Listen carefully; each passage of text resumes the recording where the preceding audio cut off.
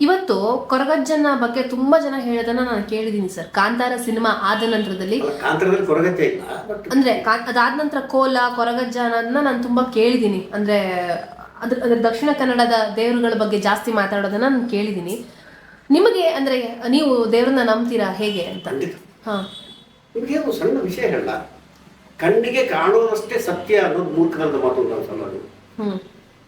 ವಿಜ್ಞಾನಕ್ಕೆ ಗೊತ್ತಿಲ್ಲದ್ದು 1000 ವಿಷಯಗಳಿದೆ ಅಂತ ನನಗೆ ಅನ್ಸಿದೆ.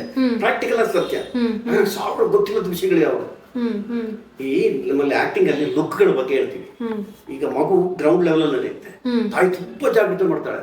ನಮ್ಮ ಕಣ್ಣಿಗೆ ಕಾಣಿಸ್ತಿರುವ ಕಸ ಮಗುವಿನ ಕಣ್ಣಿಗೆ ಕಾಣುತ್ತೆ ಅಂತ. ಮಗು ಹಿಂದೆ ಇರ್ತಾಳೆ, ಹೋಗ್ಬಿಡ್ಬಿಟ್ಟು ಅಲ್ಲಿಗೆ ಹೋಗ್ಬೇಡ ಇಲ್ಲಿಗೆ ಹೋಗ್ಬೇಡ ಅಂತ. ಮಗು ಬೆಳೀತಾ ಬೆಳೀತಾ ಬೆಳೀತಾ ಲುಕ್ ಹಿಂಗಾಗ್ತಾ ಹೋಗುತ್ತೆ, ಹಿಂಗಾಗತ್ತೆ. ಸ್ವಲ್ಪ ಸ್ವಲ್ಪ ಜಾಸ್ತಿ ಆದಾಗ ಹಿಂಗಾಗತ್ತೆ. ಕೈಯಲ್ಲಿ ದೇಹದಲ್ಲಿ ಕಸು ಕಡಿಮೆ ಆದಾಗ ಹಿಂಗಾಗತ್ತೆ. ಅಯ್ಯೋ ದೇವರೇ, ನಿಮ್ಗೆ ಆಕಾಶ ಕಾಣುತ್ತೆ ರೀ, ನೀವು ಎಷ್ಟು ಕೋಟಿ ಅಂತ ಮೈಲ್ ಹೋದ್ರು ಆಕಾಶ ಎಲ್ಲಿ ಸಿಗುತ್ತೆ ನಿಮ್ ಕೈಗೆ? ಅಂದ್ರೆ ನಾನು ಹೇಳ್ತಾ ಇರೋದು, ಆಹಾರ್ಯಂ ಚಂದ್ರತಾರಾದಿ ತನ್ನಮಃ ಸಾತ್ವಿಕಂ ಶಿವಂ ಅಂತ ಆಕ್ಟಿಂಗ್ ಅಲ್ಲಿ ಹೇಳ್ತೀವಿ. ಆಹಾರ್ಯಂ ಚಂದ್ರತಾರಾದಿ ಅಂದ್ರೆ ಏನು? ಚಂದ್ರ, ಸೂರ್ಯ, ಕೋಟಿ ನಕ್ಷತ್ರಗಳು, ಗ್ರಹಗಳೆಲ್ಲ ಅಲಂಕಾರ ಗಿಟ್ಟತ್ತ? ನಮಗೆ ಮಳೆ ಬರೋದು ಹೇಗೆ? ಗ್ರಹಣ ಉಂಟಾಗೋದು ಹೇಗೆ? ನಮ್ಮಲ್ಲಿ ಇಷ್ಟು ವೇರಿಯೇಷನ್ಸ್ಗಳಾಗೋದು ಹೇಗೆ? ಭೂಮಿಗಳೊಂದು ಗ್ರಹ ತಾನೆ. ಈ ಗ್ರಹಕ್ಕೆ ಸಂಬಂಧ ಇರೋದ್ರಿಂದ ಜ್ಯೋತಿಷ್ಯ ನಡ್ತಾ ಇರೋದು. ಇದರಲ್ಲೂ ಮತ್ತೆ ಕೊನೆಗೆ ಹೇಳ್ತಾ ಇರೋದು ಜವಾಬ್ದಾರಿ ಬೇಕು. ಭಾವನೆಗಳ ಜೊತೆ ಆಟ ಆಡಬಾರ್ದು, ನಂಬಿಕೆಗಳ ಜೊತೆ ಆಟ ಆಡಬಾರ್ದು.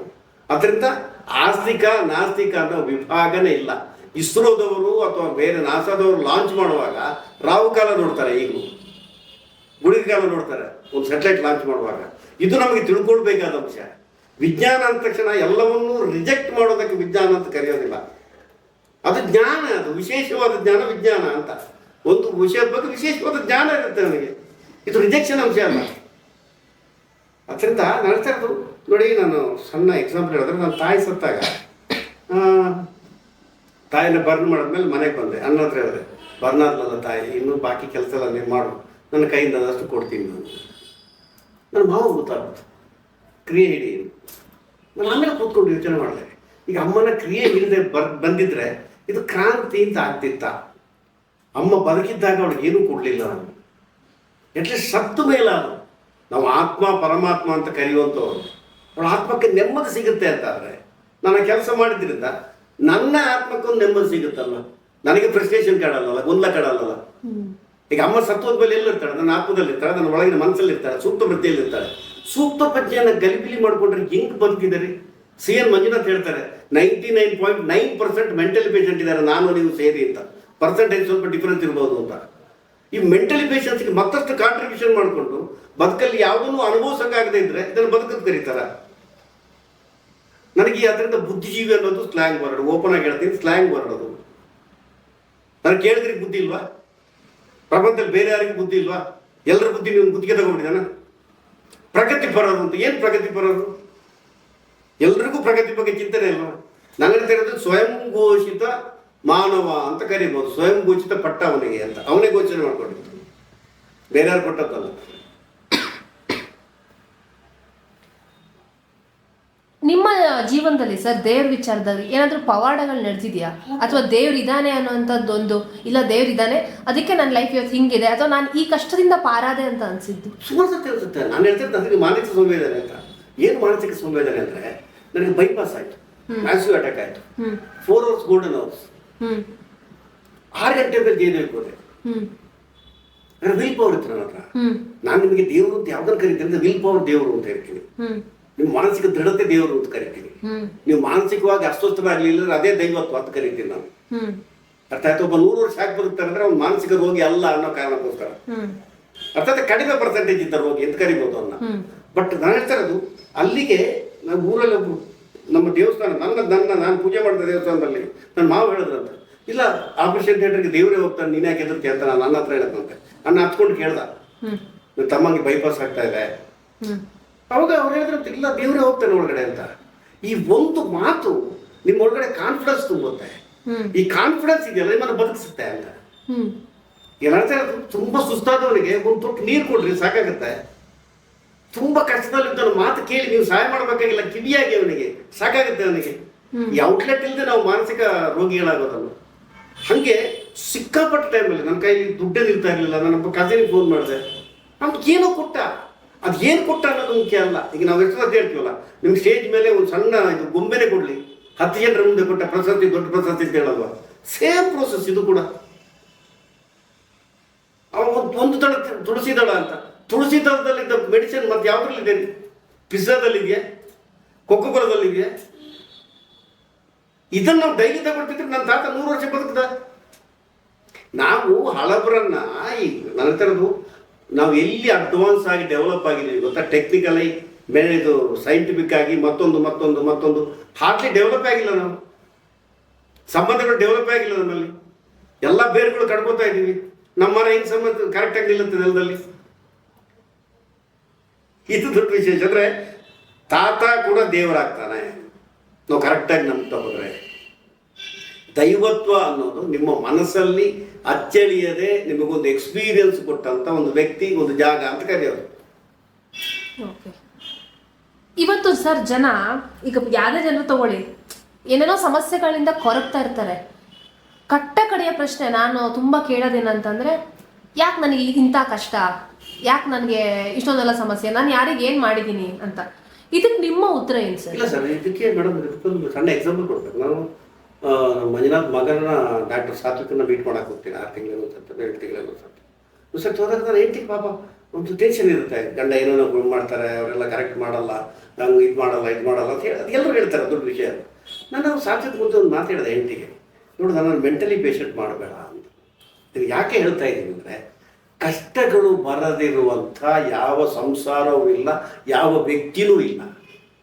ಬಂದದ್ದನ್ನು ಕೊರಗೋದು ಬಿಟ್ಟು, ನಿಮ್ಗೆ ಗೊತ್ತಲ್ಲ ಇದು ದೊಡ್ಡ ಮಾತಿದೆ, ಬರುವಂಥ ಹೆಗಲು ಕೊಡಬೇಡ ಅಂತ ಹೇಳೋದು ಹಕ್ಕು ನನಗಿಲ್ಲ ಅಂತ. ನಿಮ್ಗೆ ಇನ್ನೊಂದು ಎಕ್ಸಾಂಪಲ್ ಅಲ್ಲ, ಈ ಶನಿ ಮಹಾತ್ಮೆಯಲ್ಲಿ ವಿಕ್ರಮಾದಿತ್ಯ ಇದ್ದಾನಲ್ಲ, ಅವನಿಗೆ ಶನಿ ಒಂದು ಟೆಸ್ಟ್ ಮಾಡ್ತಾನೆ. ಅವ್ನು ಕಾಡಲ್ಲಿ ಸ್ನಾನ ಮಾಡ್ತಿದ್ದ, ಕಿರೀಟ ತೆಗೆದೆಲ್ಲ ಹೊರಗಡೆ ಮೇಲ್ಗಡೆ ಇಟ್ಟು ನದಿಗಿಡ ಸ್ನಾನ ಮಾಡ್ತಿರ್ತಾನೆ. ಅವ್ನು ಮೇಲೆ ಬಂದಾಗ ಕಿರೀಟ ತಗೊಂಡು ಹೋಗ್ತಾನೆ. ಆಗ ವಿಕ್ರಮಾದಿತ್ಯ ಹೇಳ್ತಾನೆ, ಅಯ್ಯೋ ಶನಿ, ನೀನು ತಗೊಂಡೋಗಿದ್ದು ಕಿರೀಟ ನನ್ನ ತಲೆಯನ್ನಲ್ವಲ್ಲ, ನನ್ನ ತಲೆ ನನ್ನ ಕೈಲಿದ್ರೆ ಇಂಥ 10 ಕಿರೀಟ ಮಾಡಿಸ್ತೀನಿ ಅಂತ. ಇದೆಲ್ಲ ನಾನು ಹೇಳ್ತಾ ಇರೋದು.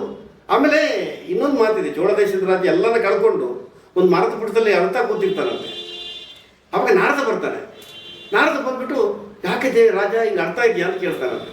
ಅವಾಗ ಅವ್ನು ಹೇಳ್ತಾನೆ, ನಾನು ದೇಶ ಕಳ್ಕೊಂಡೆ, ಕೋಶ ಕಳ್ಕೊಂಡೆ, ರಾಜ್ಯ ಹಣ ಕಳ್ಕೊಂಡೆ, ಹೆಂಡತಿ ಮಕ್ಕಳನ್ನು ಕಳ್ಕೊಂಡೆ, ಅರಮನೆ ಕಳ್ಕೊಂಡೆ, ಎಲ್ಲವನ್ನೂ ಕಳ್ಕೊಂಡೆ, ಇನ್ನು ನನಗೆ ಏನಕ್ಕೆ ಬೇಕು ಅಂತ. ಆಗ ನಾರದ್ರು ಹೇಳ್ತಾರಂತೆ, ನೀನು ಒಂದು ಕೆಲಸ ಮಾಡುವ ರಾಜ, ನಿನಗಿಂತ ಜಾಸ್ತಿ ಕಷ್ಟಪಟ್ಟವ್ರು ಒಂದು ಸ್ವಲ್ಪ ನೆನೆಸ್ಕೋ ಅಂತ. ಆಗ ನಿನ್ನ ಕಷ್ಟ ಏನೂ ಅಲ್ಲ ಅಂತ ಅನ್ಸುತ್ತೆ ಅಂತ. ಈಗ ನಾನು ಹೇಳ್ತಾ ಇರೋದು, ಎಲ್ಲದಕ್ಕೂ ಒಂದು ಪರಿಹಾರ ಅಂತ ಒಂದಿದೆ. ಎಲ್ಲರ ಗಾಡಿನೂ ಹೈವೇಗೆ ಸೇರುತ್ತೆ, ಡ್ರೈವಿಂಗಲ್ಲಿ ಅವಸರ ಮಾಡಬಾರ್ದು ಅಂತ. ಟ್ರಾಫಿಕ್ ಜಾಮ್ ಆದ ತಕ್ಷಣ ಗಾಡಿ ಬೇಡ ಅಂತ ಬಿಟ್ಟು ಹೋಗ್ರೆ ಎಲ್ಲವೂ ಸ್ವಯಂಕೃತ ಅಪರಾಧದಲ್ಲೇ ಅನಾಹುತಗಳಾಗೋದು. ಮತ್ತೆ ಒಂದು ಪ್ರಾಪ್ತಿ ಅಂತಿದ್ದಾರೆ, ನಮ್ಗೆ ಎಷ್ಟು ಸಿಗಬೇಕು ಅಷ್ಟೇ ಸಿಗೋದು. ಅದು ಮಾತಿದೆಯಲ್ಲ, ಹುಟ್ಟುವಾಗ ಬಡವನಾಗಿ ಹುಟ್ಟಿದ್ರೆ ತಪ್ಪಲ್ಲ, ಸಾಯುವಾಗ ಮಾತ್ರ ಬಡವನಾಗಿ ಹುಟ್ಟಿದ್ರೆ ಒಂದು ಸ್ವಯಂಕೃತ ಅಪರಾಧ. ಎಷ್ಟೋ ಜನಕ್ಕೆ ದುಡಿಮೆಗೆ ದಾರಿಗಳೆಷ್ಟಿದೆ. ನಾವು ಮಾನಸಿಕವಾಗಿ ಓಪನ್ ಅಪ್ ಆಗಲಿಲ್ಲ ಅಂದರೆ, ನೀವು ಒಂದು ತಿಳ್ಕೊಳ್ಳಿ, ಟೆನ್ಷನ್ ಅಂದರೆ ಏನು ಹೇಳಿ? ನನ್ನ ಮಾನಸಿನ ಕಿಟಕಿ ಬಾಗಿಲುಗಳನ್ನು ಹಾಕೊಳ್ಳೋದಕ್ಕೆ ಟೆನ್ಷನ್ ಅಂತ ಕರೆಯೋದಲ್ವಾ? ಆ ಕಿಟಕಿ ಬಾಗಿಲನ್ನು ಓಪನ್ ಮಾಡ್ಕೊಳ್ಳಿ, ಹೊರಗಡೆಯಿಂದ ಗಾಳಿ ಬೆಳಕು ಬರುತ್ತೆ, ಹೊರಗಡೆಯಿಂದ 1000 ದಾರಿಗಳು ಕಾಣುತ್ತೆ. ಇದು ಮಾನಸಿಕ ಸಂವೇದನೆ ಅಂತ. ಆ ಕೊರಗುವಿಕೆ, ಅದಕ್ಕೆ ದುಃಖ ಬೇರೆ ಶೋಕ ಬೇರೆ ಅಂತ ಹೇಳ್ತಾರೆ. ದುಃಖ ಬಹಳ ಒಳ್ಳೇದ್ರಿ. ಬೇರೆ ಹೇಳ್ತಾರಲ್ಲ, ಹತ್ತಾರೆ ಹತ್ತು ಬಿಡು ಹೊನಲು ಬರಲಿ ನತ್ಯಾಕೆ ಮರೆಸ್ತಿ ದುಃಖ ಅಂತ. ದುಃಖನ ಮರೆಸ್ಬಾರ್ದು ನಾವು. ದುಃಖ ಹಿಡಿದಿಟ್ರೆ ಏನಾಗುತ್ತೆ, ಅದು ಶೋಕವಾಗಿ ಟರ್ನ್ ಆಗುತ್ತೆ. ಶೋಕ ಅಂದರೆ ಔಟ್ಲೆಟ್ ಇಲ್ಲದಿರುವಂಥದ್ದು, ಒಳಗಡೆ ಕೊರಗುವಿಕೆ. ಆ ಕೊರಗುವಿಕೆ ಏನಾಗುತ್ತೆ ಅಂದ್ರೆ ನಮ್ಮ ದೇಹ ಕರಗಿಸ್ತಾ ಬರುತ್ತೆ. ಪ್ರತಿಯೊಂದು ಕಷ್ಟವನ್ನು ಮತ್ತೊಬ್ಬರ ಹತ್ರ ಹೇಳ್ಕೊಂಡ್ರೆ ಲೈಟ್ ಆಗ್ತಾ ಬರ್ತೀವಿ, ಹಗುರ ಆಗ್ತಾ ಬರ್ತೀವಿ, ಮನಸ್ಸಿನ ಕಿಟಕಿ ಬಾಗಿಲು ಓಪನ್ ಆಗುತ್ತೆ. ಅವನ ಮಾತಿಂದ, ಅವನ ರೆಸ್ಪಾನ್ಸಿಂದ ಇನ್ನಷ್ಟು ದಾರಿಗಳು ಗೊತ್ತಾಗುತ್ತೆ. ಅಂದರೆ ನಮ್ಮ ಪ್ರಯತ್ನಕ್ಕೆ ಮತ್ತಷ್ಟು ಫಲಗಳು ಸಿಗೋ ಸಾಧ್ಯತೆ ಇದೆ ಅಂತ. ಓಕೆ ಸರ್, ಇವತ್ತು ನಿಮ್ಮ ಸ್ಟೂಡೆಂಟು ತುಂಬ ದೊಡ್ಡ ಹೆಸರು ಮಾಡಿದ್ದಾರೆ, 1000 ಸ್ಟೂಡೆಂಟ್ಗಳು ಹೆಸರು ಮಾಡಿದ್ದಾರೆ. ಇವತ್ತು ಅವರ ಯಶಸ್ಸನ್ನು ನೋಡಿದಾಗ ನಿಮ್ಗೆ ಏನು ಅನ್ಸುತ್ತೆ? ಇದು ದೊಡ್ಡ ವಿಶೇಷ. ಅಂದರೆ ನಾನು ಹೇಳ್ತಾ ಇರೋದು, ಎಲ್ಲ ಗುರುಗಳು ತಾಯಿ ಥರ ಇರ್ತಾರೆ ಅಂತ 100%.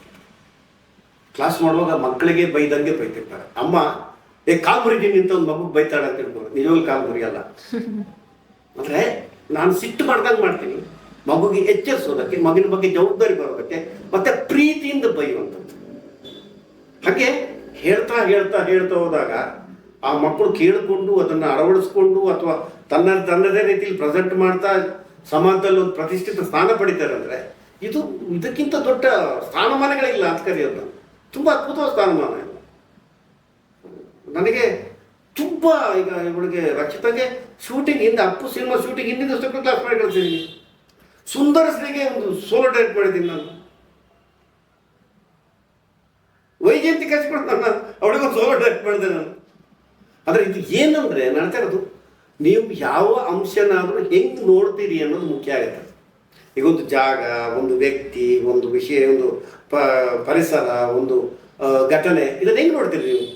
ವಿತ್ ಸ್ಮಾಲ್ ಡೀಟೇಲ್ಸ್ ನೋಡಿದ್ರೆ ಅದು ನಿಮ್ಮ ಒಳಗಡೆ ಇಳಿಯುತ್ತೆ. ನಿಮ್ಮ ಒಳಗಡೆ ಇಳಿದ ಮೇಲೆ ಅದ್ರ ಬಗ್ಗೆ ಮಾತಾಡೋ ಯೋಗ್ಯತೆ ಬರುತ್ತೆ. ಒಂದು ವಿಷಯವನ್ನ ಕೂಲಂಕುಷವಾಗಿ ಕೇಳಿಸ್ಕೊಳ್ತಿದ್ರೆ ಅದ್ರ ಬಗ್ಗೆ ಮಾತಾಡೋದು ಹೆಂಗೆ ನಾವು? ಇದನ್ನ ಮಾಡಬೇಕಾದ್ರೆ ತಾಳ್ಮೆ ಬೇಕು. ನೀವು ಒಂದು ತಿಳ್ಕೊಳ್ಳಿ, ಈ ಕಾಲಘಟ್ಟದಲ್ಲಿ ಈ ತವಕ ತಲ್ಲಣಗಳು ಜಾಸ್ತಿ ಆಗದ ಕಾರಣ ಹೇಳಿ, ಕಿವಿ ಆಫ್ ಆಗಿದೆ, ಕಣ್ಣು ಮಂಜಾಗಿದೆ, ಅದರಿಂದ ಒಳಗಡೆ ಇಳಿಯುವಂಥದ್ದು ಅಷ್ಟು ಕಡಿಮೆ ಆಗಿದೆ. ಒಳಗಡೆ 3 ವರ್ಡ್ ಇದೆ: ಕನ್ಸ್ಯೂಮ್, ಡೆವಲಪ್ಮೆಂಟ್ ಆ್ಯಂಡ್ ಡೆಲಿವರಿ ಅಂತ. ಕನ್ಸ್ಯೂಮ್ ಮಾಡ್ಕೊಳ್ಳೋದು ನಿಮ್ಗೆ ತುಂಬ ಚೆನ್ನಾಗಿ ಗೊತ್ತಿದೆ. ಸೃಷ್ಟಿಕ್ರಿಯೆ ಕನ್ಸ್ಯೂಮ್ ಮಾಡ್ಕೊಳ್ಳೋದು, ಕನ್ಸ್ಯೂಮ್ ಮಾಡ್ಕೊಳ್ಳೋಕೆ ಡೀಟೇಲಾಗಿ ಕನ್ಸ್ಯೂಮ್ ಮಾಡ್ಕೊಳ್ಬೇಕಾಗತ್ತೆ. ಅವಾಗ ಒಳಗಡೆ ಒಂದು ಕ್ರಿಯೇಟ್ ಆಗುತ್ತೆ, ಅದು ಡೆವಲಪ್ ಆಗ್ತಾ ಹೋಗುತ್ತೆ. ಆಮೇಲೆ ನಾರ್ಮಲ್ ಡೆಲಿವರಿ ಅಂದರೆ ಆ ಮಕ್ಕಳು ಎಲ್ಲರೂ ಮುಂದಿಸ್ತಾರೆ. ಈ ಕನ್ಸ್ಯೂಮ್ ಮಾಡುವಾಗಲೇ ಎಡ್ವರ್ಟ್ ಮಾಡ್ಕೊಂಡ್ರೆ ಅದೊಂದು ದೊಡ್ಡ ವಿಷಯ ಇಲ್ಲ. ಈಗ ನಿಮ್ಗೆ ಗೊತ್ತಿರ್ಬೇಕು, ಈಗ ಚಲಾವಣೆಯಲ್ಲಿರುವಂಥ ಒಂದು ದೊಡ್ಡ ಮಾತು, ಹುಡುಗರಿಗೆ ಸಂತಾನ ಶಕ್ತಿನೇ ಕಡಿಮೆ ಆಗ್ತಾ ಇದೆ ಟೆನ್ಷನ್ನಿಂದ. ಈಗ ಎಲ್ಲರೂ ಹಣದ ಹಿಂದೆ ಬಿದ್ದು ಧಾವಂತ ಜಾಸ್ತಿ ಮಾಡಿಕೊಂಡು ಮಾನಸಿಕ ಸ್ಥಿಮಿತತೆಯನ್ನು ಕಳ್ಕೊತಾ ಇದ್ದಾರೆ. ನಿನ್ನೆ ನಾನು ಬರುವಾಗ ಒಂದು ಹೊಡೆದಾಟ ನೋಡಿದೆ. ಕಾರಲ್ಲಿ ಚೇಸ್ ಮಾಡ್ಕೊಂಡ್ಬಂದು ಬೈಕ್ನವನಿಗೆ ಹೊಡಿತಾ ಇದ್ದಾರೆ. ಸಿಗ್ನಲಲ್ಲಿ ಕಾರ್ನವ್ನು ಹಿಡಿದ ಇವನಿಗೆ ಹೊಡಿಯೋದು ಬೈಕಲ್ಲಿ, ಅದೇನೋ ಎಲ್ಲರೂ ಒಟ್ಟಿಗೆ ಬಂದರು ಅಂತ. ಅಂದರೆ ಮನುಷ್ಯನಿಗೆ ದೇಹ ಮಾತ್ರ ಕಾಣೋದ, ಅದು ಸೂಕ್ಷ್ಮಗಳು ಕಾಣಲ್ವಾ? ಈ ಥರ ಅದನ್ನು ಯಾಕೆ ಹೇಳ್ತಾ ಇದ್ದೀನಿ ಅಂದರೆ, ಇದೆಲ್ಲವನ್ನೂ ನಾವು ಸೂಕ್ಷ್ಮವಾಗಿ ಗ್ರಹಿಸಿಕೊಂಡು ನಮ್ಮ ಆ್ಯಕ್ಟ್ಗಳ ಮೇಲೆ ನಡ್ತಾ ಇರೋದು ಒಂದು ವಿದ್ಯೆಯ ಮಹತ್ವ ಏನಂದರೆ ತನಗೆ ತಾನು ಗುರುವಾಗೋದು ಅಂತ. ಗುರು ಅಂದರೆ ನಾಟ್ ಓನ್ಲಿ ವಿದ್ಯೆಯಲ್ಲಿ ಮಾತ್ರ ಅಲ್ಲ, ಎಲ್ಲ ಆಯಾಮದಲ್ಲಿ ಗುರು ಆಗಬೇಕು ಅದು.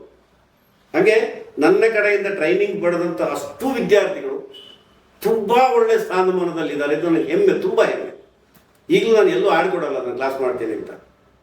ಈಗ ನೀವಂತೂ ಸಿನಿಮಾ ಕಮಿಟ್ ಅದೇ, ನಿನ್ನೆ ಹೀರೋ ಕ್ಲಾಸ್ ಮಾಡಿ ನಾನು ಆ್ಯಕ್ಟ್ ಮಾಡ್ಬೇಕಾದ್ರಲ್ಲಿ ಈಗ ಮತ್ತೊಂದು 5 ಕಾಂತಾರಕ್ಕೆ 5 ಜನರಿಗೆ ಆ್ಯಕ್ಟಿಂಗ್ ಕ್ಲಾಸ್ ಮಾಡಿ ಕಳಿಸ್ದೆ, ಕಾಂತಾರ 1ಗೆ. ಹಾಗೆ ಅದು ಋಷಭೆ ಫೋನ್ ಮಾಡ್ತಾರೆ. ಋಷಭೆ ಪ್ರಮೋದ್ ಶೆಟ್ಟಿ ನನ್ನ ಸ್ಟೂಡೆಂಟ್, ಅವ್ನು ಫೋನ್ ಮಾಡ್ದಾಗ ಅವತಾರ್ ಸರ್ ಒಂದು ಕ್ಲಾಸ್ ಮಾಡಿ ಕಳಿಸಿ ಅಂತ. ಹಾಗೆ ನಾನು ಹೇಳ್ತಾ ಇರೋದು ಏನು ಗೊತ್ತಾ, ನಾನು ಕ್ಲಾಸ್ ಮಾಡಿದೆ ಅನ್ನೋದಕ್ಕಿಂತ ನನ್ನ 30 ವರ್ಷದ ಎಕ್ಸ್ಪೀರಿಯನ್ಸನ್ನು ವಿತ್ ಸ್ಮಾಲ್ ಡೀಟೇಲ್ಸ್ ಎಕ್ಸ್ಪ್ಲೇನ್ ಮಾಡ್ತೀನಿ ಅವ್ರಿಗೆ.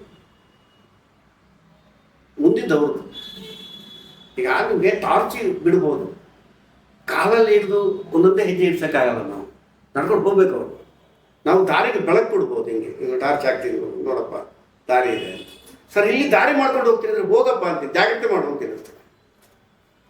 ರಕ್ಷಿತಾ ಪ್ರೇಮ ಅವ್ರನ್ನ ಇತ್ತೀಚೆಗೆ ಏನಾದ್ರು ಮೀಟ್ ಮಾಡಿದ್ರ ಸರ್? ಇಲ್ಲ, ನನ್ನ ಅದೊಂದು ಥಿಯರಿ ಇದೆ. ನಾನಾಗಿ ನನ್ನ ಕೆಲಸ ಮುಗಿದ ಮೇಲೆ ಎಲ್ಲರ ಬಗ್ಗೆ ಒಳ್ಳೆ ಅಭಿಪ್ರಾಯ ಇಟ್ಕೊಂಡು ನನ್ನಷ್ಟಕ್ಕೆ ನಾನು ಇರ್ತೀನಿ. ಯಾರ ಕಾಂಟ್ಯಾಕ್ಟ್ಗೆ ಹೋಗಲ್ಲ. ಪ್ರಮೋದ ನನ್ನ ಜೊತೆಗಿದ್ದ 10 ವರ್ಷ, ಅವನಿಗೆ ಫೋನ್ ಮಾಡೋದು ಅವನು. ಯಾಕಂದ್ರೆ ನನಗೆ ಅದರಲ್ಲಿ ಆಸಕ್ತಿಗಳಿಲ್ಲ, ಮತ್ತೆ ಅದ್ರಲ್ಲಿ ನಂಬಿಕೆ ಇಲ್ಲ. ಫೋನ್ ಮಾಡಿದ ಸಂಬಂಧ ಹೊಡೆಯುತ್ತೆ ಅಂತ. ಸಂಬಂಧ ಅನ್ನೋದು ಅಂತರಂಗದ ವ್ಯಾಪಾರ ಅಂತ ಕರೆಯೋದು. ಅದನ್ನು ಬಹಿರಂಗದಲ್ಲಿ ಯಾಕೆ ನಾವು ಅಳಿಬೇಕು? ಎಲ್ಲರೂ ಕೂಡ ಅಷ್ಟೇ, ವೈಜಯಂತಿಗಾಶಿ ಆಗಲಿ ಸಿಕ್ಕಾಗ ನಾವು ಗಂಟೆ ಮಾತಾಡ್ತೀವಿ. ನನ್ನ ಇವಳಿದಾಳಲ್ಲ ಸುಂದರರಾಜ್ ಮಗಳು ಮೇಘನಾ, ಅವಳ ಸ್ಟೂಡೆಂಟು, ಮೇಘನಾ ರಾಜ್ ಸ್ಟೂಡೆಂಟ್. ಮನೆ ಸಿಕ್ಕಿದ್ರು, ಗಂಟೆ ಮಾತಾಡಿದ್ರು. ಇದು ಬಹಳ ಮುಖ್ಯ ಅಂತ ನಡ್ತಾ ಇರೋದು. ಸುಳ್ಳು ಹೇಳೋದಕ್ಕೆ ಬಹಳ ಒಳ್ಳೆ ವೇ ಅಂದರೆ ಮೊಬೈಲ್. ಎಲ್ಲ ಎತ್ಕೊಂಡು ಎಲ್ಲೋ ಏನ್ ಬೇಕಾದ್ರೆ ಹೇಳ್ತಾರೆ, ಕಣ್ಣಿಗೆ ಕಾಣಲ್ಲ. ಮತ್ತೊಂದು ಮುಖ ಕಾಣದಿರುವಂಥ ಫೇಸ್ಬುಕ್, ಹೆಸರು ಮಾತ್ರ ಫೇಸ್ಬುಕ್, ಮುಖ ಕಾಣಲ್ಲ. ಹಾಗೆ ನಾವು ಏನು ಮಾಡ್ತಿದ್ದೀವಿ ಅಂದರೆ ನಮ್ಮ ಅಂತರಂಗವನ್ನು ಮುಚ್ಚಿಟ್ಕೊಂಡು ಬಹಿರಂಗದಲ್ಲಿ ಆಡಂಬರ ಮಾಡ್ತಾ ಬರುತ್ತೀವಲ್ಲ, ಅದು ನಂಗೆ ಇಷ್ಟ ಇಲ್ಲ. ನನ್ನ ಮನೆಗೆ ಕೂತ್ರೆ ವೆಲ್ಕಮ್. ನನ್ನ ಮದುವೆಗೂ ಕೂಡ ಥಿಯೇಟ್ರ್ ಅವನು ಟಚ್ ಮಾಡಲೇ ಇಲ್ಲ. ನನ್ನ ಮಗಳ ಮದುವೆಗೆ 3,000 ಜನ ಮಾಡಿದರೆ, ಯಾರನ್ನು ಹೇಳಿದೆ ಸ್ವಲ್ಪ ಕಡಿಮೆ ಜನರು ಹೇಳಿ 1,200 ಜನ ಆಗಿದ್ದಾರೆ. ಯಾರು ಅಟೆಂಡ್ ಮಾಡೋದು? ನಾನು ಒಬ್ಬ ಇರೋದು. ಊರಿನವ್ರಿಗೆ ಯಾರಿಗೂ ಗೊತ್ತಿಲ್ಲ ಈ ಥಿಯೇಟ್ರ್ನವ್ರು ಬಂದರೆ. ಬಯಸ್ಕೋಬೇಕು, ಪರವಾಗಿಲ್ಲ. ಅಲ್ಲಿ ಬಂದು ಆಮಂತ್ರಣಗಳಾಗೋದಕ್ಕಿಂತ ಬಯಸ್ಕೊಳ್ಳೋದು ಒಳ್ಳೆಯದಲ್ಲ. ಹಾಗೆ ನಾನು ವೈಯಕ್ತಿಕ ವಿಚಾರ ಹೇಳಿದ್ದು ಅಂದರೆ ಈ ಥರದಲ್ಲಿ ಒಂದು ಸಂಬಂಧಗಳು ಜಾಸ್ತಿ ಆಗ್ತಾ ಹೋದಾಗೆ ನಾವು ಏನು ಮಾಡ್ಬೇಕಂದ್ರೆ ಎಲ್ಲರನ್ನೂ ಪ್ರೀತಿಸ್ಬೇಕು, ದೂರದಲ್ಲಿ ನೋಡಿಕೊಂಡು. ತುಂಬ ದೂರ ಹೋಗ್ತಾರೆ, ಖುಷಿ ಪಡ್ಬೇಕು ದೂರದಲ್ಲಿ ನೋಡಿ. ಅವ್ನು ನನ್ನ ಹತ್ರಕ್ಕೆ ಇರಲಿ, ನನ್ನ ಹತ್ರನೇ ಬರಲಿ. ಆ ಪೊಸಿಷನ್ ಅದು ಸಿಲ್ಲೇ ಇಲ್ಲ ನನಗೆ. ಮೋಸ್ಟ್ಲಿ ನನ್ನ ವೀಕ್ನೆಸ್ ಹೋಗುದು, ನನ್ನ ಪ್ಲಸ್ ಪಾಯಿಂಟ್ ಹೋಗುದು. ಹಾಗೆ ನಾಗವರ್ಣ ಹಂಸಲೇಖ ದೇಸಿಕಾಲದಲ್ಲಿ ವರ್ಕ್ಶಾಪ್ ಮಾಡಿ ನಾಟಕ ಮಾಡಿಸಿದ್ದೆ ಶಿವರಾತ್ರಿ. ಕಂಬಾರ ಶಿವರಾತ್ರಿ ರಿಲೀಸ್ ಆದ ದಿವಸ ಅವ್ರ ಪರ್ಮಿಷನ್ ತಗೊಂಡು ಬೆಂಗಳೂರಲ್ಲಿ ಫಸ್ಟ್ ಶೋ ಮಾಡ್ತಿದ್ದೆ ನಾನು ಅದನ್ನು. ಶಿವರಾತ್ರಿ ಹಂಸಲೇಖನ ಕಾಲೇಜಿಗೆ ತುಂಬ ಆತ್ಮೀಯ ನನಗೆ. ಬಟ್ ಅದಷ್ಟೇ, ನನ್ನ ವರ್ಕ್ ಆಗುವಾಗ ಅದಕ್ಕೆ ಸಂಬಂಧಪಟ್ಟಂಥ ವಾತಾವರಣವನ್ನು ಸಂಬಂಧವನ್ನು ಚೆನ್ನಾಗಿಟ್ಕೊಂಡು ಆಮೇಲೆ ಕೂಡ ಅದನ್ನು ಚೆನ್ನಾಗಿಟ್ಕೊಂಡೇ ಬದುಕ್ತೀವಿ. ಈಗ ಕೆಲಸ ಆಗೋ ತನಕ ಚೆನ್ನಾಗಿರಲಿ, ಆಮೇಲೆ ಹೆಂಗಾದ್ರೂ ಆಗಲಿ ಅಂತ ಇರಲ್ಲ. ಅದು ಕೂಡ ಚೆನ್ನಾಗಿರ್ಬೇಕು. ನೀನು ಚೆನ್ನಾಗಿರ್ಬೇಕು, ನಾನು ಚೆನ್ನಾಗಿರ್ಬೇಕು. ನಾನು ಎಲ್ಲರ ಜೊತೆ ಖುಷಿಯಾಗಿರಬೇಕು. ಖುಷಿಯಾಗಿರೋದು ಹೆಂಗೆ ಹೇಳಿ? ಫಿಸಿಕಲ್ ಮೆಂಟಲ್ ಇಲ್ಲ ಅಥವಾ. ಬಟ್ ಇದ್ದಾರೆ, ಬರ್ತಿರ್ತಾರೆ, ಕಾಂಟ್ಯಾಕ್ಟ್ ಮಾಡ್ತಾರೆ, ಕ್ಲಾಸ್ ಮಾಡಿ ಸರ್ ನಾನು ಬರ್ತೀವಿ ಸರ್, ನಾನು ಮೀಟ್ ಮಾಡೋಣ ಸರ್. ನಮ್ಮ ಥರ 23 ವರ್ಷದ ಹಿಂದಿನ ಸ್ಟೂಡೆಂಟ್ ಒಬ್ಬ ಈಗ ಇಂಟರ್ನ್ಯಾಷನಲ್ ಏರ್ಪೋರ್ಟಲ್ಲಿ ಇದ್ದಾನೆ. ಮತ್ತೊಬ್ಬ ಭುವನೇಶ್ವರಲ್ಲಿ ದೊಡ್ಡ ಪೊಲೀಸ್ ಆಫೀಸರ್. ಸರ್, ನಿಮಗೆ ಶಿವರಾಮ್ ಕಾರಂತರು ಮತ್ತೆ ತೇಜಸ್ವಿಯವರ ಒಡನಾಟ ಇದೆ ಅಂತ ಕೇಳ್ಪಟ್ಟಿದ್ದೀವಿ, ಇದ್ರ ಬಗ್ಗೆ ಹೇಳ್ಬೋದಾ? ಅಲ್ಲ, ಶಿವರಾಮ್ ಕಾರಂತರು ನನ್ನ ಹತ್ರ ಅವ್ರ ಮನೆಗೆ ಹೋಗಿದ್ದೀನಿ. ಅವರು ನೀನಾಸಮ್ಮಲ್ಲಿ ನನ್ನ ಕ್ಲಾಸ್ ಮಾಡಿದ್ದಾರೆ ಒಂದು ವಾರ. ಅವ್ರು ಕ್ಲಾಸ್ ಮಾಡಬೇಕಾಗಿಲ್ಲ, ಅವ್ರ ಜೊತೆಗಿದ್ರೆ ನಮ್ಗೆ ಸಾಕಷ್ಟು ಆ ಸಂಪರ್ಕದಿಂದ ಸಾಕಷ್ಟು ಅನುಭವಗಳು ಸಿಗುತ್ತೆ. ಯಾಕಂದ್ರೆ ಅವ್ರ ಬದುಕನ್ನ ಪ್ರತಿ ಕ್ಷಣವೂ ಅನುಭವಿಸಿದವರು. ಈ ಪ್ರಿಯ ಅಪ್ರಿಯ ನಿರ್ಲಿಪ್ತ ಮೂರು ಇಟ್ಕೊಂಡವ್ರು ಬದುಕಲ್ಲ. ಆಮೇಲೆ ಅವರ ಪ್ರತಿಯೊಂದು ಅಕ್ಷರವೂ ಕೂಡ ಅನುಭವದಿಂದ ಬರುತ್ತೆ, ಅದು ಕೇವಲ ಲೆಟರ್ಸ್ ಆಗಿ ಉಳಿಯಲ್ಲ. ಅವರ ಸಾಹಿತ್ಯ ನಮ್ಗೆ ಯಾಕೆ ಇಷ್ಟ ಆಗುತ್ತೆ ಅಂದರೆ ಅಲ್ಲಿ ಎಲ್ಲೂ ಅಕ್ಷರ ಸಂಸ್ಕೃತಿ ಇಲ್ಲವೇ ಇಲ್ಲ, ಎಲ್ಲ ಅನುಭವ ಸಂಸ್ಕೃತಿನೇ ಇರೋದು. ಅವರೊಂದು ಜಾಗಕ್ಕೆ ಹೋದರೆ, ಒಂದು ವ್ಯಕ್ತಿ ಹತ್ರ ಮಾತಾಡಿದ್ರೆ, ಒಂದು ಒಡನಾಟ ಮಾಡಿದ್ರೆ ಅದಕ್ಕೊಂದು ಆರ್ಟಿಸ್ಟಿಕ್ ಟಚ್ ಕೊಟ್ಟು ಅವ್ರ ಬುಕ್ ಬರೆಯೋದಕ್ಕೆ ಮೋಸ್ಟ್ಲಿ ಅವರಷ್ಟು ಸಮರ್ಥರು ಬಾರಿ ಯಾರೂ ಇಲ್ಲ ಅಂತ ಹೇಳ್ತಾರೆ. ಅವರೊಂದು ಕಡೆ ವೇದಿಕೆಯಲ್ಲಿ ಹೇಳಿದ್ರು, ಹೊರಗಡೆ ಅಡ್ಡಾಡದೆ ಜನಸಂಪರ್ಕ ಗಳಿಸ್ಕೊಡದೆ ಪುಸ್ತಕ ಬರೆದ್ರೆ ಏನು ಉಪಯೋಗ ಅಂತ.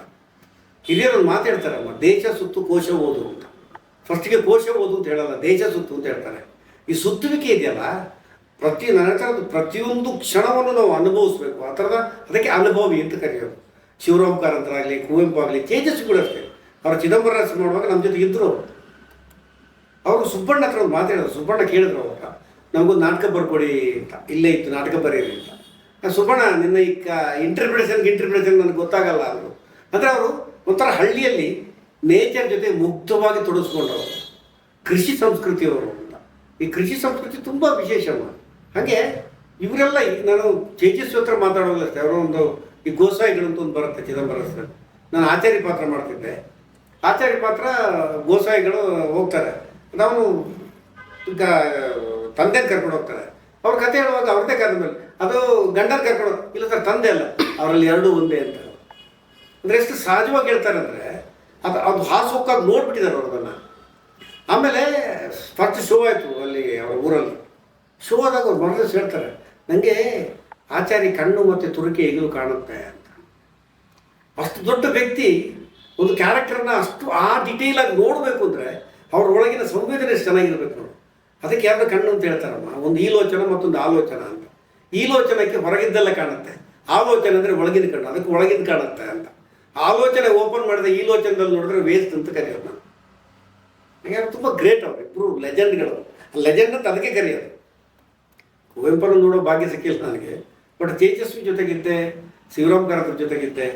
ಆಮೇಲೆ ನಮಗೆ ಅಲಂಕಾರ ಸಮರ್ಥ ಅಂತ ಒಬ್ಬರು ಬಂದರು ಡೆಲ್ಲಿಯಿಂದ, ಫಿಸ್ಬೆನ್ ಯೂನಿವರ್ಸಿಟಿ ಜರ್ಮನಿಯಿಂದ ಒಬ್ಬರು ಬಂದರು.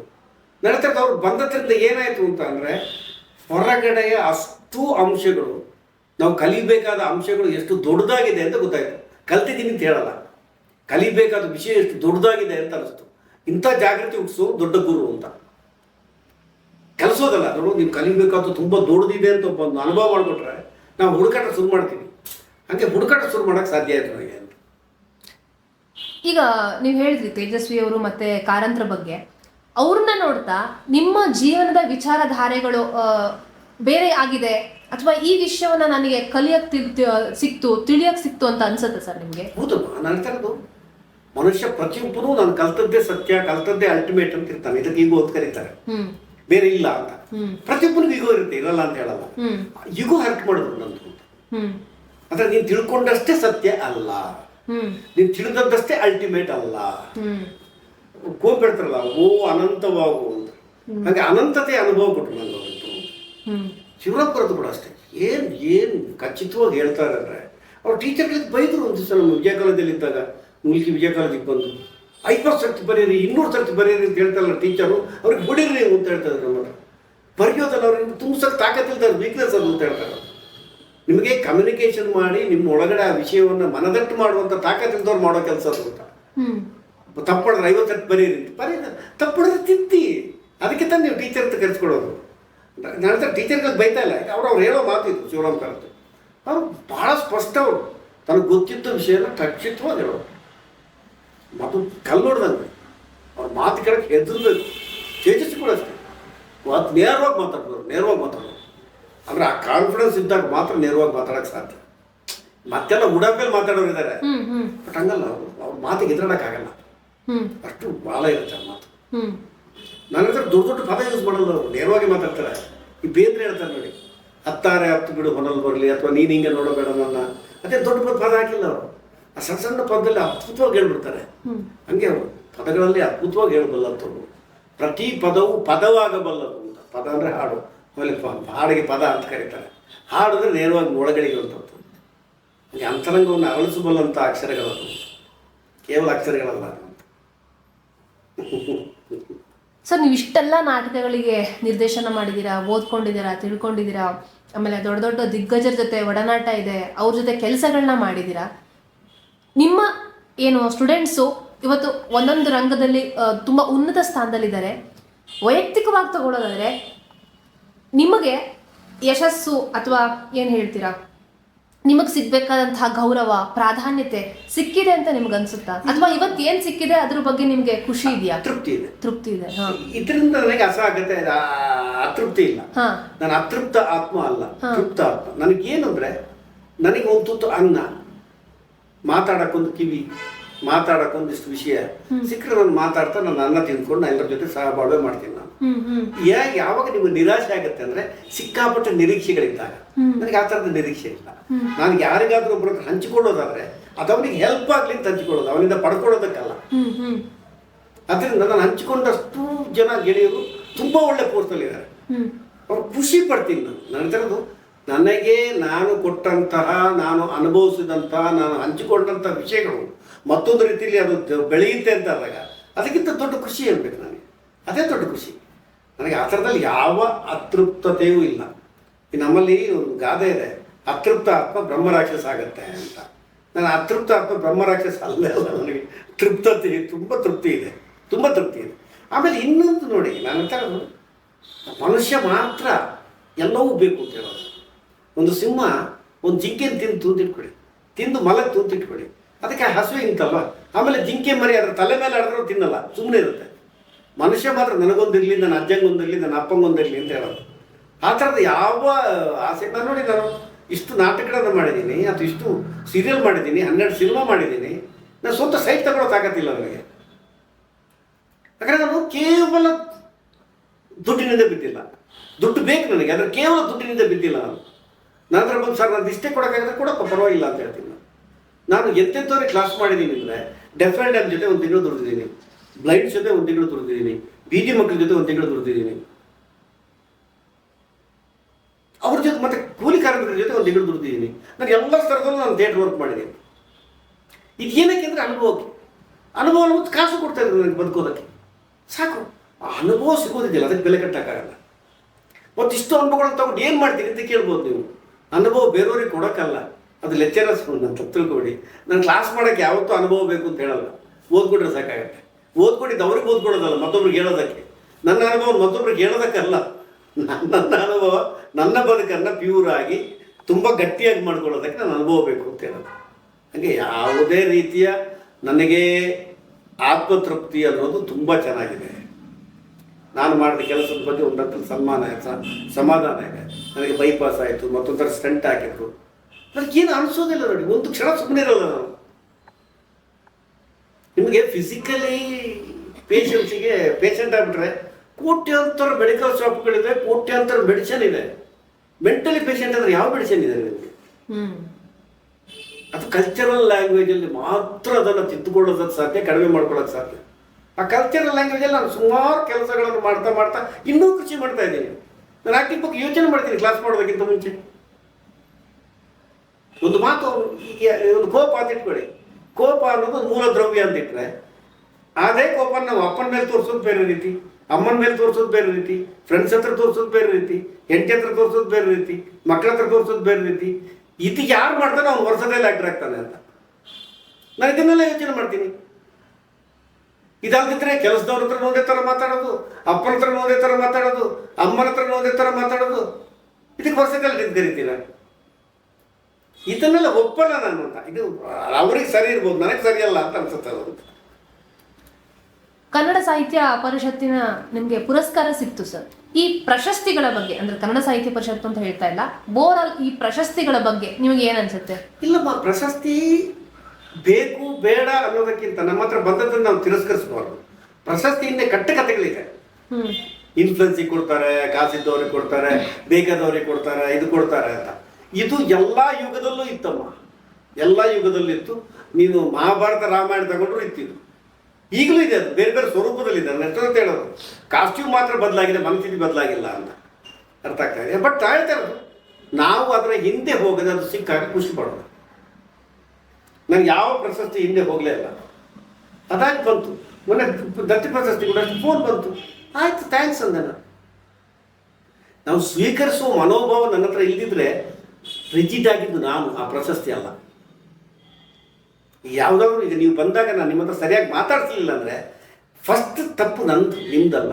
ನೀವು ಭಾರಿ ಖುಷಿಯಿಂದ ಬಂದಿರ್ತೀರಿ ಮಾತಾಡಿಸ್ಬೇಕು ಅಂತ, ಮಾತಾಡ್ಸೋಕ್ಕಾಗಿಲ್ಲ ಅಂದರೆ ಅರ್ಥಾತ್ ಇದು ದೊಡ್ಡ ತಪ್ಪು. ನಾನು ಹೇಳ್ತಿರೋದು, ಒಂದು ಯಾವುದನ್ನಾದರೂ ಅರಸಿಕೊಂಡು ಹೋದಾಗ, ಯಾವುದನ್ನಾದರೂ ನಮಗೆ ಬೇಕು ಅಂತ ಹತ್ರ ಹೋದಾಗ ಅಲ್ಲಿ ರೆಸ್ಪಾನ್ಸ್ ಸಿಗಲಿಲ್ಲ ಅಂದರೆ ಯಾರೂ ಇರಲ್ಲ ನಮ್ಮ ಜೊತೆಗೆ. ಪ್ರಶಸ್ತಿಗಳು, ಪದ್ಮಶ್ರೀ ಅದು ಇದೆಲ್ಲ ಇದೆಯಲ್ಲ, ಅದೆಲ್ಲ ನಮ್ಗೆ ಬರಬೇಕು ಅಂತ ಎಷ್ಟೊಂದು ಅನಿಸೋದಿದೆ. ಬರಲಿಲ್ಲ ಅಂತ ಅಸಹಾಯಕತೆ ಇರ್ತದಲ್ಲ ನನ್ನ ಹತ್ರ, ಇದೊಂದು ದೊಡ್ಡ ವಿಷಯ. ಬಂದರೆ ಸಂತೋಷ, ಬರಲಿಲ್ಲ ಅಂದರೆ ಬೇಜಾರಂತ ಅಪರಾಧವಿಲ್ಲ ನನಗೆ.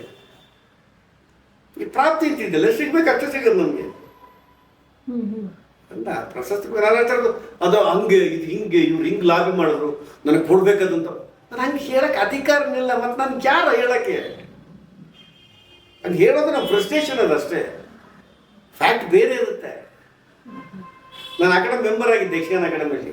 ಅವಾರ್ಡ್ ಫಂಕ್ಷನಿಗೆ ನಾನು ಹೇಳಿದೆ ಅಂತ ಅವ್ರು ಕೊಡು ಅಂತ ಕೊಟ್ಟರು. ದೊಡ್ಡ ವಿಷಯ ಅಲ್ಲ. ಬಟ್ ಫ್ರಸ್ಟ್ರೇಷನ್ ಬೆಳೆಸ್ಕೋಬಾರ್ದು. ಆಮೇಲೆ ಸಿಗದೇ ಇದ್ದಾಗ ಅಸಹಾಯಕತೆ ಬರಬಾರ್ದು. ಮಾತ್ರ ಅಸಹನೆ ಅಸಹಾಯಕತೆ ಎರಡೂ ಡೇಂಜರಸ್. ಅದರ ದುರಂತದಲ್ಲಿ ಅಂತ್ಯ ಆಗುತ್ತೆ.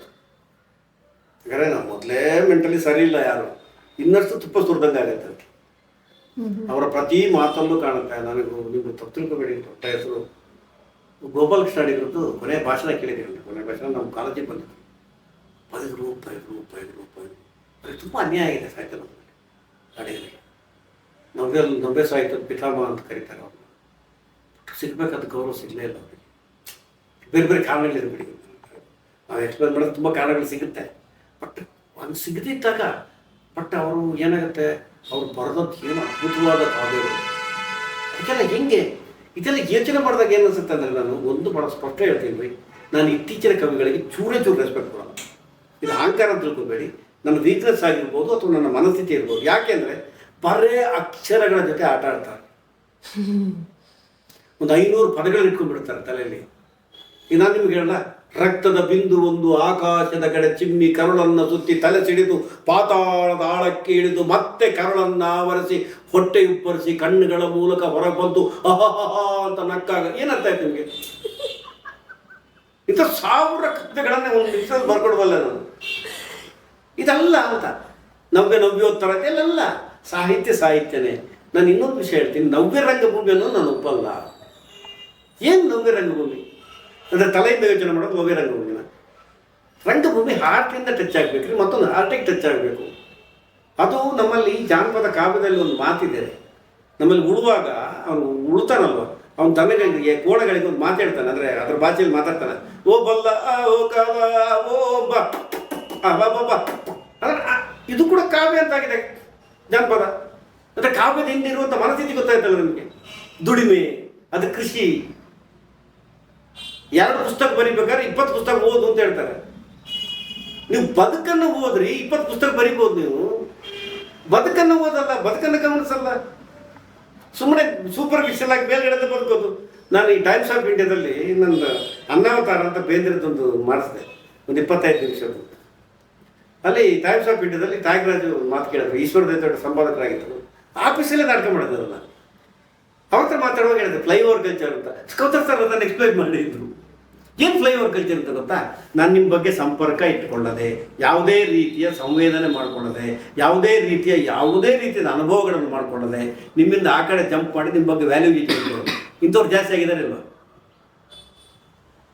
ಇದನ್ನು ನಾನು ಒಪ್ಪಲ್ಲ ಅಂತ. ಫ್ಲೈಓವರ್ ಕಲ್ಚರನ್ನು ಒಪ್ಪಲ್ಲ. ಅಂದರೆ ಮೇಲ್ಗಡೆ ಹಾರ ಆ ಕಡೆ ಹೋಗೋದು.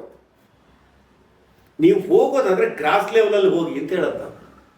ಅದು ಅರ್ಥದ್ದು ಭೂಮಿ. ಅದಕ್ಕೆ ರಂಗಕ್ಕೆ ಮಾತ್ರ ಭೂಮಿ ಅಂದ್ಕೊಂಡಿತ್ತು. ಸಾಹಿತ್ಯ ಭೂಮಿ ಅಂತ ಕರೀತಾರ, ಸಂಗೀತ ಭೂಮಿ ಅಂತ ಕರೀತಾರ, ರಂಗಕ್ಕೆ ಮಾತ್ರ ಭೂಮಿ ಅಂದ್ಕೊಂಡಿತ್ತು.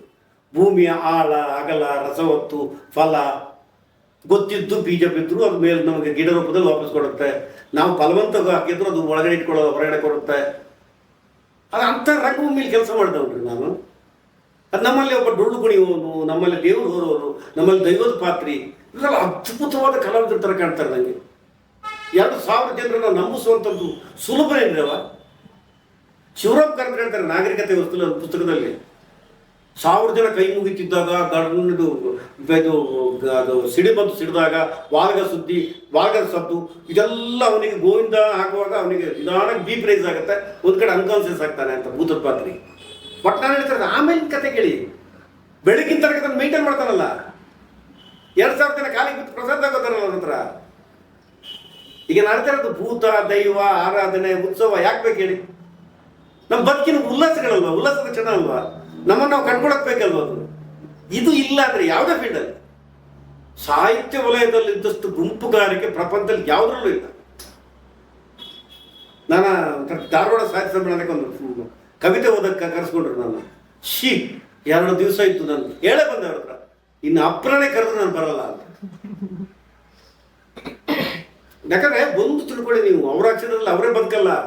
ನಮಗೇನು ಬದುಕಿ ಹೇಳ್ತಾರೆ ಅವ್ರ ಅಕ್ಷರ. ನಾನು ಬರೆದ ಅಕ್ಷರ ನಾನು ಬದುಕಬೇಕಲ್ಲ. ಈಗ ನಾನು ಹೇಳ್ತಾರೆ ನನ್ನ ನಾಟಕಕ್ಕೆ ನಾನೇ ಜವಾಬ್ದಾರಿ ರೀ.